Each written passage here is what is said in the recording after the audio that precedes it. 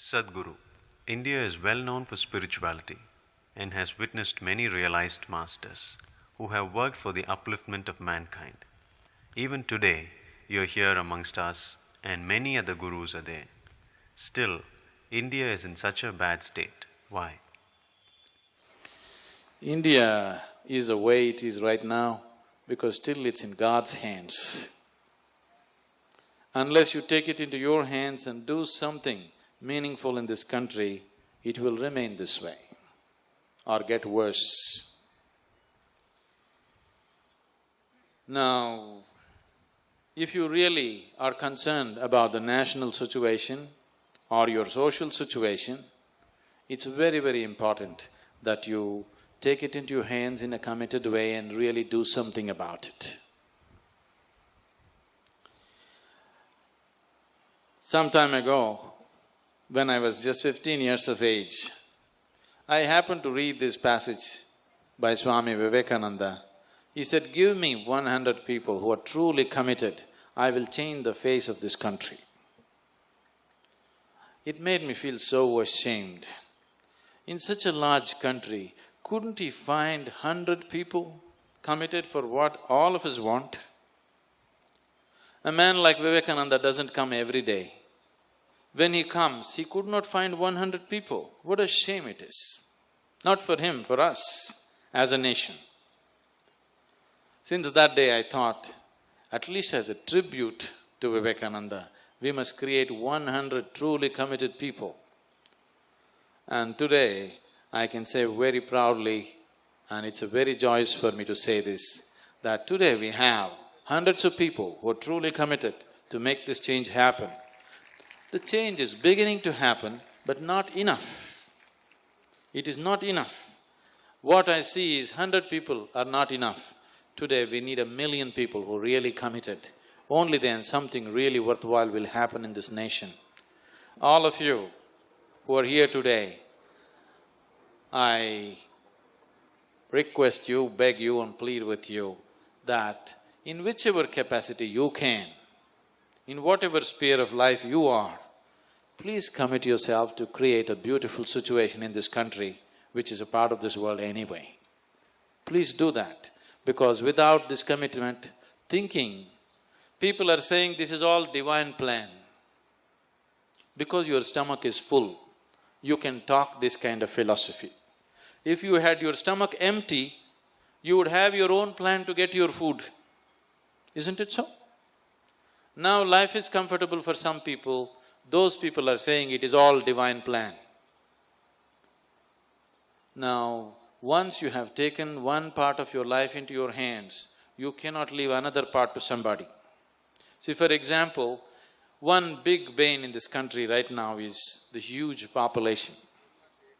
This is not divine plan, this is just irresponsible reproduction. That's what it is. This is not divine plan. With the help of medical sciences and so many other systems, you have taken your death to some extent into your hands.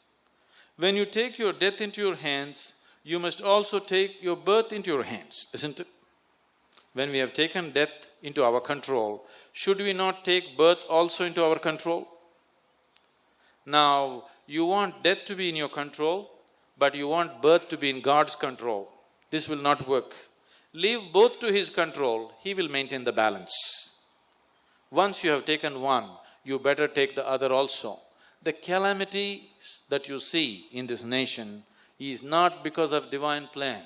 The calamity is callousness of human beings. The calamity is non-committed way of existence. The calamity is irresponsible way of living. That is the biggest calamity. You said that calamity right, there is no calamity. How to love people who irritate us the most? How to love people who irritate you? Don't pretend to love them. Just understand that they're irritating you. Why they're irritating you? Simply because they are not the way you expect them to be. They are not the way you want them to be. and you also in the same breath claim that you believe in God. If you believe in God, the person who irritates you also happen to be a creation of God. And he seems to be such a masterpiece that he can just irritate the hell out of you. Isn't it? So, don't deceive yourself. Just see, irritation is happening because you have held as what is right and what is wrong. You have decided, this is the right way to be. If there's some other way, they will irritate you first, then you will get angry, then you will hate them, then you will want to kill them. These are all natural processes, simply because you are expecting everybody in the world to be like you. If everybody in the world were like you, could you be here? In your own home, if there was one more person like you, could you live in that house? Would it be possible? It's very good that everybody in the world are the way they are. Any human being you take here, this whole mass of people, they're absolutely unique, isn't it? Yes? They're absolutely unique. The person who is sitting next to you right now, if you look at them, you will see there is no other human being like this person anywhere in this planet. There never was one, there never will be one. This is an absolutely unique human being. If you recognize that there is only one like this, it is such precious material, how can it irritate you? Absolutely unique human being who is sitting next to you, please see. Just turn around and see, people sitting next to you are absolutely unique human beings. There isn't another one like that. And it is such a miracle for you that today you are sitting next to this human being who is absolutely unique. Never before, never again on this planet. Where is the question of irritation? You are blind, that is why you are irritated. You are simply blind to life.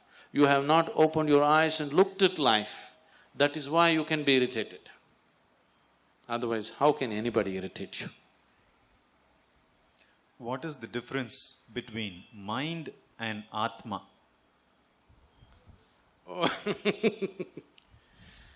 Which Atma are you talking about? What Atma have you experienced? Mind, you know the function of the mind to some extent. Atma, what do you know? Once again, you're talking about stories that other people told you. We can tell you any kind of story, but please do not talk about things which are not in your experience. The moment you start talking about what is not in your experience, to put it very bluntly, you're just lying to yourself, isn't it? Yes? If you're talking about things which are not in your living experience, are you not lying to yourself? Yes or no? So don't talk about Atmas. About mind, we can see. Atma, you cannot see right now. Does it mean to say it does not exist? It does not matter whether it exists or not. It is not in your experience right now. So if you want to experience anything beyond physical nature, obviously you cannot experience it with five sense organs. You must have a way of perceiving life beyond the five sense perceptions. That's what yoga means. Yoga means raising your perception beyond the physical so that you can experience that which is not physical. Only when you experience that which is not physical, we can say you are spiritual. Not because you believe this or that you are spiritual. Not because you go to the temple, mosque or church you are spiritual. You will become spiritual only when the realm of your experience transcends the physical reality and you have started experiencing that which is not physical. Let's not give names to that. Let us just see, right now it is not in our experience, and let's create a longing that we want to know life beyond the present limitations of life. Naturally, there will be a way to know this. Sadhguru, someone is saying that he has met many jnanis, some of whom have attained to samadhi, and he has taken diksha from them. He doesn't feel that it has made any significant impact on his life. His question is whether it is necessary for him to attend your programs. Would that make any difference? Obviously, now don't think that you met many jnanis is not a qualification. It's a disgrace that you met so many and still you did not allow it to happen. That means wherever you went, you failed. That's what it means. You met many people who even attained samadhi and still nothing happened to you means, please don't carry it as a qualification or a badge on your shoulder, it's a disgrace. Because nobody could awaken you, because you must have been going to those places like a stone. I want you to understand now that if it has not worked, definitely it's time that you make one more attempt. We have many hard ways for hard nuts, soft ways for soft ones. So if you are a hard nut, we have ways for you. You please come. In modern life, we are going through enormous stress. Can Isha Yoga help us come out of this? Now, it is not a question of modern life or ancient life. Whenever people are in a state where they have no control over their inner situations, they will be naturally stressful. It is not because of external situations that you're stressful, it is just that your inner situations, your mind, your body, your emotion and your energy is not in control. That is why you're stressful. Definitely Isha Yoga will do miracles for you in that direction. There are so many gurus today. All are claiming different things in the name of liberation. How can I know who is the right guru for me?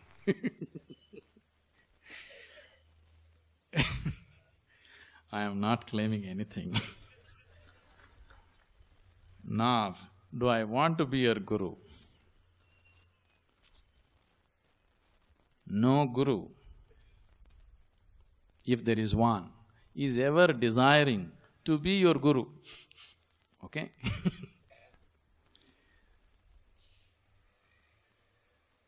Guru means… Gu means darkness, Ru means dispeller. One who dispels your darkness is your guru.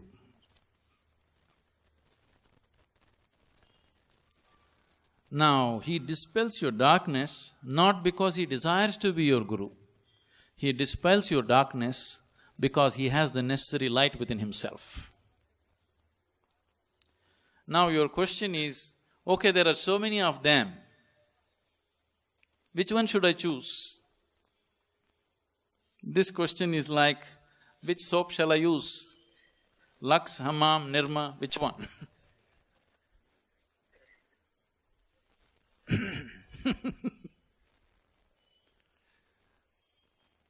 It's not for you to decide that anyway. Now the problem is, there are so many people in the world today who are just out there to provide solace to people. People are seeking solace, so solace is being offered. Those who offer solace to you, those who offer psychological comfort to you, you don't call them a guru because they're only taking you deeper into your ignorance.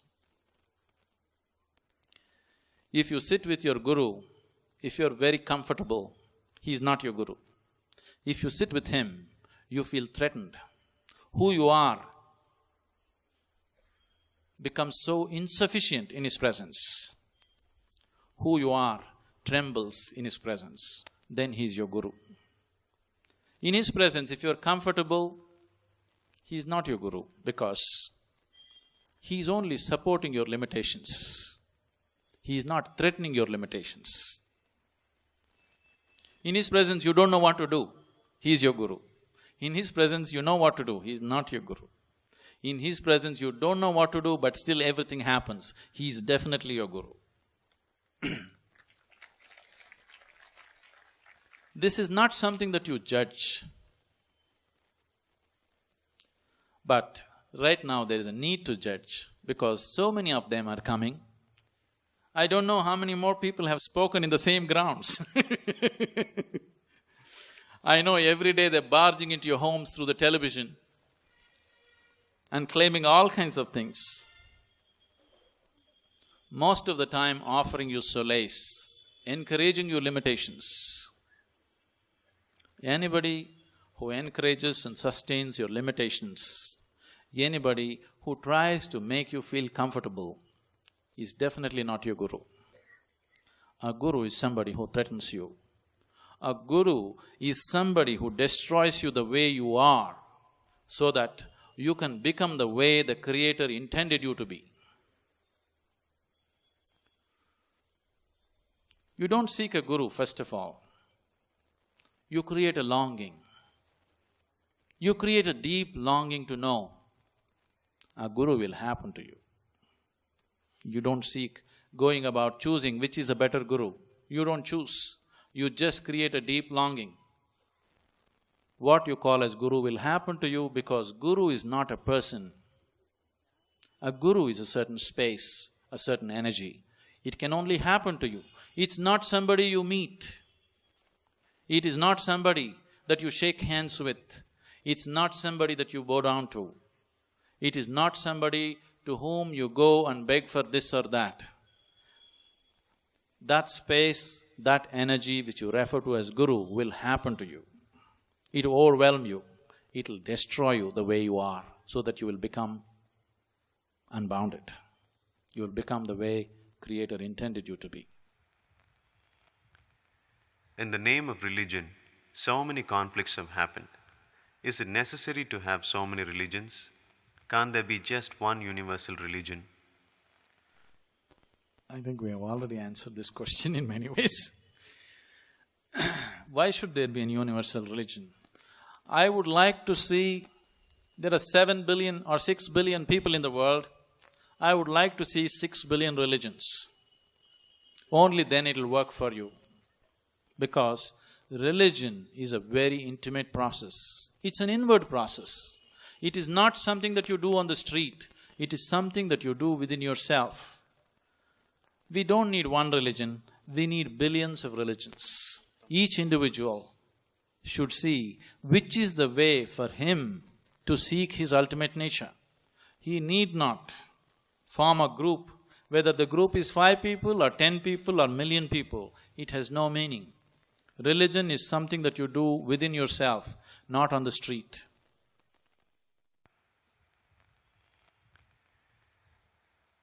Sadhguru, what is dhyana? How is it different from puja and prayer? Does practicing meditation bring well-being to us the way we want it, just like performing rituals does? There is a catch in the question. Bring well-being to us the way we want. This is the problem with people. They not only want well-being, they want well-being the way they want. And they also claim that they believe in God. Please see, the only and only problem with your life right now is, life is not happening the way you want it to happen. If life is not happening the way you want it to happen, if you are a believer in God, it must be happening the way God intends it. You must be very happy, but you are not happy. Your beliefs are so hollow that it is not working. Now, what is dhyana? If you are in dhyana, are you beyond rituals, prayer and all these things?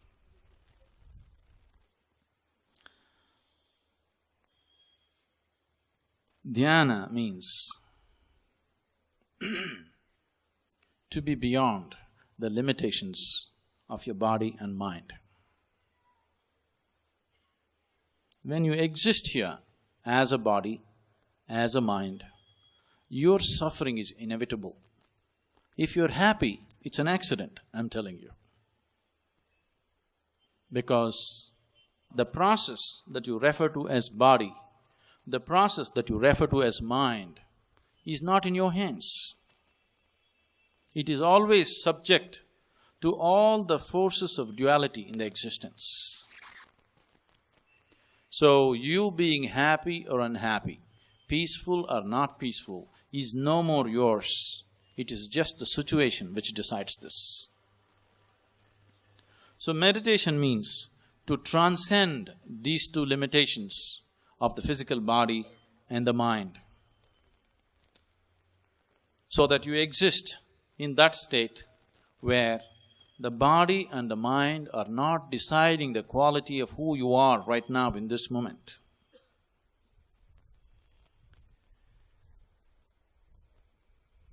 To be in meditation means to be in that state. To be in dhyana means to be in that state where you are in touch with the source, that which is the basis of this body and this mind. Now, what is it that you're referring to as God? What is it that you're referring to as the divine? What is it that you're referring to as Allah and Shiva and God and whatever else? That which is the basis of all creation, that is what you're referring to as God. So meditation means to be in that state where you are neither the body nor the mind, because body and mind are things that you gathered from outside. They are not the basis of life, they are only the surface of life. The physical reality of the existence is only the peel of the fruit. See, the peel has no purpose of its own. Only as a protective layer for the fruit, the peel means something. For example, this moment you're sitting here, this body is very important. You have to feed this body, you have to clothe this body, you have to decorate this body, you have to pamper this body in so many ways. But that something inside this body which you never experienced, if that something leaves this body, nobody is interested in the body. Now the fruit is gone, nobody is interested in the peel anymore. Only because the fruit is inside, we value the peel. But right now, you have gotten so deeply involved with the peel that you have forgotten about the fruit. If you're eating the peel of life, how life can be? It has to be bitter, but the problem with the peel is, it has spots of sweetness in it. These spots of sweetness in the peel have come because of its association with the fruit. But these spots of sweetness exist. Right now, your whole life is about searching for these spots of sweetness. These spots of sweetness have come only because of the fruit. If you transcend the peel, if you go beyond the peel and taste the fruit, your life will become completely different. If you keep yourself limited to the peel, the physical existence is just the peel of life. Right now, your whole experience of life is limited to the physical existence, because everything that you experience in your life right now is only through the 5 sense organs. These sense organs can experience only that which is physical. It cannot experience anything that is not physical. If we have just come here to eat, sleep, reproduce and die one day, we don't need this kind of intelligence. We don't need this kind of body. To eat, sleep, reproduce and die, if you had come as an insect or a worm or an animal or a bird, you could have fulfilled those things much better than any human being. As a human being, you are not too good at those things. This person, once he has come in the human form, he has come with a different capability of knowing and experiencing life beyond the physical dimension. That's what meditation means. To know life beyond the limitations of 5 sense organs, to know life beyond the sphere of that which is physical, to know life and experience it at the source, not at the surface.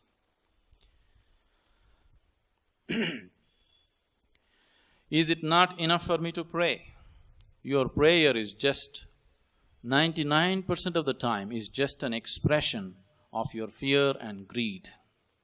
It has nothing to do with divinity. It has nothing to do with the source of life. It is very much the surface. Things that you don't have, things that you long for, things that you crave for, that is what your prayer is. You are just hoping God will give it to you. You are just hoping that you will earn your life little free. You are just hoping that you will get your life at fair price. It's not working, but fear itself is not going, even peace is not coming into your mind because of this. The difference, the fundamental difference between prayer and meditation or dhyana is, prayer means you are making an attempt to speak with God. By now, you must have spoken much. In all these years of speaking, probably you never allowed Him to speak. If you don't allow somebody to speak, so you do one thing. You go to your friend's house today after this meeting, sit there for half an hour, you do all the talking. Don't allow your friend to utter one single word. The next time you go and knock on his door, even if he's there, he will say he's not there. If you say 10 things, at least if you allow him to say one, there is a possibility of relationship. If you do all the talking, your friend will have nothing to do with you. That is what has happened between you and God. Even though He is very much present with you, He pretends as if He is not there, because He is afraid of you, because you do all the talking. So meditation means you stop your nonsense and listen. It's not the time for you to speak. You speak throughout the day. For some time in a day, you allow Him to speak. Let's see what He's got to say. Are you a Shaivite? Does your path embrace every god and everybody? I think before I spoke, they wrote this question. Are you a Shaivite or a Vaishnavite? You are asking me which group do I belong to.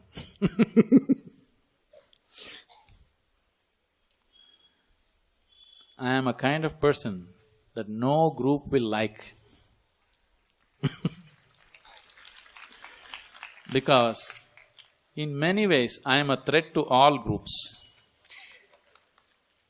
First of all, why do you want to form a group? The need to form a group has come within you because as a being you're insufficient. You're feeling insufficient by yourself. This is the reason you have formed groups. Whether the group is family or community or religion or caste or whatever. Any kind of group you have formed because by yourself you feel insufficient. As a being, you are not sufficient. You have not found anything within yourself which is of such value that if it sits here, it is complete by itself. You have not found anything of substance within you. That is the reason why you are forming a group. That is the reason why you belong to your group. Whether you are a Vaishnava or a Shaiva, or you are this or that, the fundamentals, the psychology behind the need to form a group has come because of your insufficiency. You have not felt who you are. You have not bothered to see who you are. You have not bothered to experience what is the nature of your being. That is the reason you have formed a group. Now, my whole work and my life is to help people experience the divine within themselves. If you experience the divine within you, after that, definitely you would not have any need to belong to any group. You don't even have to identify yourself as a human being and alienate yourself from the other life forms in the existence. You can just exist here as life. Life is sufficient unto itself. You don't have to make Saiva out of it. You don't have to make Vaishnava out of it. You don't have to make Hindu out of it. You don't have to make Muslim out of it. If you sit here, this being is sufficient. Now, people are always struggling with this because they're trying to find value for themselves from outside. They're always trying to add value to their life, either through education, or through the clothes they wear, or through the jewels they wear, or through the homes that they stand in, or through the visiting cards that they carry. You're doing all this because somewhere you have not experienced the nature of who you are. You have not even made an attempt in that direction. So belonging to this group or that group only retards you. It doesn't matter which group you belong to, it retards you. If you are planning to form an Isha group, that will also retard you. The very reason carefully we chose a name as Isha is, Isha means formless divinity, that you can't identify with it. You can experience it, but you can't identify yourself with it. So the question of belonging to some group or the question of embracing different groups doesn't arise in my mind. Only if you see them as different, the question of embracing arises within you. When you don't even see what is sitting in front of you as different from yourself, the question of embracing it doesn't arise. The very fundamentals of spirituality is just this. If you begin to experience everything as a part of yourself, then we say you're spiritual. How can I experience everything as a part of myself? Because I am me, you're you. That's the reality. Today, modern science is proving to you beyond any doubt that the whole existence is one energy. There is no doubt about it anymore. The same energy is manifesting itself as mud, the same energy is standing there as tree, the same energy is barking as a dog, the same energy is sitting here as you, the same energy is what you worship as God. This is what modern science says. Your religions, whichever religion you come from, they have also been screaming the same thing. They have been saying God is everywhere. Whether you say God is everywhere or everything is one energy, is it different? It is just that Einstein likes to call it E, we call it Ishvara. We are saying everything is Ishvara. He is saying everything is E. It is not different.